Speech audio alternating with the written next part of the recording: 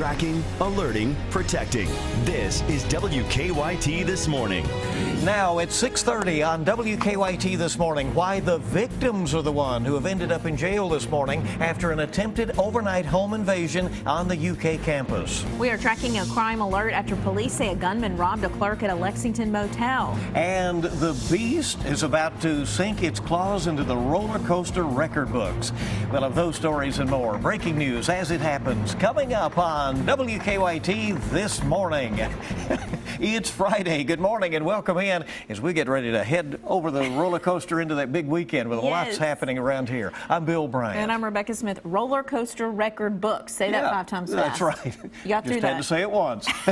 But we have a big weekend going with homecoming for UK and EKU, and also to Keeneland wrapping up its fall meet. So a lot going on, and Micah, hopefully we'll have some good weather to take us into that. Oh, we're going to have some good weather. There's no doubt about that. Today, we're starting off in the 30s and 40s. It's kind of chilly outside, but in toward the weekend, I promise you this, we're talking 60s, maybe even some 70s across the way. So all in all, it's a good-looking day in store and a good-looking next few days. 43 in Covington, 41 in Georgetown. Georgetown, we got the Bark for Life going on as we head throughout the weekend, and also that parade, Thrill to Give. Yeah, it's going to be a good time there in Georgetown. 63 this afternoon, though. And the football games, 8 p.m., right around 54. It'll be on the cool side once we head into the evening. Nonetheless, we get toward the weekend, 60s, 70s, looks good, feels good. And, yeah, I don't see any chance of rain. I'll really break down that forecast for you hour by hour coming up. Okay, see you in a bit, and here's what's going on. New on WKYT this morning, a crime on UK's campus landed 2 people in jail, and they're actually the ones who called police. Yeah, this one took a twist. The arrests come after an attempted home invasion on Gazette Avenue that's just across from UK Hospital. WKYT's Mark Barber is live this morning with details of this crime alert. Mark, good morning. Good morning, Bill and Rebecca. Police say they arrested the 2 men after they called 911 because police found drugs inside their apartment. Now, officers tell us it happened right across from UK Hospital around 11:45 last night. We're told 5 men were in an apartment on Gazette Avenue that is listed as UK student housing. Police believe 2 of the men left and then came back with guns and another man trying to break in. According to investigators, they struggled at the door, breaking a gun, but did not get inside. We're told they may have been trying to steal drugs inside the apartment. Police say the men who lived in the building called police and locked the door. Officers are now searching for the 3 men who tried to break in. We're told they may have escaped in a black Cadillac Escalade. One of them is described as an 18-year-old Hispanic man who goes by Hema. We're told he has a thick goatee and was wearing jeans and a long-sleeve black shirt with the number 23 on the back. Investigators say another one of the men is also 18 and was wearing Nike sweatpants and a black sweatshirt. Police say the third person is in the same age range and is about 5'10" and 200 pounds. Officers tell us they arrested the 2 teenagers in the apartment, Samuel McKinley and Dwight Covington. The 2 19-year-olds are charged with trafficking marijuana. Investigators are hoping that those 2 men will help lead them to the 3 men who tried to break into their apartment. Live in Lexington, Mark Barber, WKYT.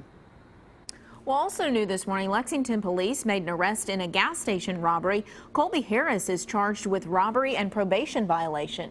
He was identified by the clerk at the Circle K on Buckhorn Drive. Police say Harris had a gun when he and another man robbed the gas station in July. Also new this morning, a burglary suspect is in jail after leading police on a chase. Someone called Georgetown police at about 1:30 this morning after finding a home on Chambers Avenue broken into. Police say they were able to track down the suspect near Ed Davis Park. He tried to run from police but was quickly arrested. His name and charges have not been released. We're also tracking the search for a man who police say robbed a Lexington motel at gunpoint. Happened last night at the Red Roof Inn off North Broadway. Police say the gunman had his face covered when he stole money from the register and an employee's wallet. It's now 6:35 on WKYT this morning. 2 Lexington twins indicted on several charges of child pornography and sexual abuse will be back in court today. Jack and Jerry Cassidy have a hearing today in Fayette Circuit Court. They were recently indicted by a grand jury. Police say the abuse may have gone back to the 1970s when the Cassidy brothers were Boy Scout troop leaders. Well, the search continues this morning for a man charged in Lexington's latest murder case. Police have issued a warrant for 20-year-old Savon Thompson. They say he was involved in last week's deadly shooting on Jeffrey Adams at an apartment on McCullough Drive. Lexington police have already arrested Nathan Miller and a juvenile. Both are charged with complicity to murder. No one is charged with murder. Police have not said who pulled the trigger. New York City is tackling its first Ebola case this morning. It's the fourth diagnosed here in the U.S. Dr. Craig Spencer tested positive for the virus yesterday and is being treated in isolation at Bellevue Hospital in Manhattan. Health officials have quarantined his fiancée and 2 friends as a precaution. Dr. Spencer recently returned from West Africa, where he was treating Ebola patients with the group Doctors Without Borders. The motive for the killing of a soldier standing guard at Canada's War Memorial in Ottawa remains unclear, but investigators confirm the suspect acted alone when he killed the guard and stormed Parliament. They say the shooter, who was shot to death, was in Ottawa to get a passport, possibly to Syria. There is concern that the incident could spur similar lone wolf attacks in the U.S. Well, the White House is considering options to expand security after yet another person climbed over the fence there. A 23-year-old Maryland man is facing federal charges and is being held without bond. His father says his son had the paranoid belief he was being watched by cameras. His preliminary and detention hearings are scheduled for Monday. Well, the final vote on a merger between Time Warner Cable and Comcast here in Lexington has been delayed. The Herald Leader reports that the Urban County Council tabled the vote last night because negotiations between the city and the cable company are progressing. The city council now has until November 14th to approve or deny the transfer. Always a story that gets a lot of feedback. Right, and of course that has to do with the city's franchise authority and their ability to at least rule locally on how it goes. Our time right now is 6:38. Well, it is a big weekend in Lexington. If you haven't heard, Keeneland's Fall Meet comes to a close. They're celebrating UK homecoming there. Right, and there are lots of events planned, including a watch party for tomorrow's huge football game against the nation's #1 team. Let's go out to WKYT's Whitney Wetzel live at Keeneland this morning to break down all the events, and she is there trackside, and we can see some horses working out. Hey, good morning. Good morning. Well, today is Sea Blue Day here at Keeneland. It starts at noon today, and it also kicks off UK's homecoming weekend. UK students, alumni, and staff will get free admission to the track, as well as access to reserved grandstand seating with a valid UK ID. Today, Lexstrand will also provide a shuttle for students between UK and Keeneland for just $1 each way from 11 to 5. The shuttle will pick up at Wildcat Plaza. Drop-off is at the Hill from 11 to 2. After 2, the shuttle will follow its normal route to and from Keeneland. Now tomorrow, the last day of this year's fall meet, Keeneland is partnering with WKYT to host a daily double tailgate watch party on the Hill. There, fans can watch UK take on Mississippi State and watch the races. Both will be shown on video display boards throughout the racetrack. Gates open at 11 o'clock today and tomorrow, and post time for the first race is always at 1:05. Live at Keeneland, Whitney Wetzel, WKYT. All right, Whitney, thank you. Lots of fun out at the track, and some lucky riders will be part of a milestone at a popular amusement park that's just up the road. Today, the Beast roller coaster at Kings Island poised to give its 50 millionth ride. When the Beast opened in 1979, it was the longest and fastest ride in the world. The Beast is still listed in the Guinness Book of World Records as the longest wooden roller coaster in the world. Have you ever taken a shot at that one, Bill? Certainly have. I have done the Beast. What would you? It'll rattle you. Oh, okay, nice. It's fun, though. Yeah. It's a little scary. Looks fun, though. All right, the Cheesecake Factory at Fayette Mall doesn't open until next week, but we do have a sneak peek for you inside. WKYT was allowed inside that restaurant last night for what's known as a soft opening. Management says it was a great way to fine-tune all 275 staff members. Wow, that's a big restaurant crew there. The Cheesecake Factory officially opens on Tuesday at 11 in the morning.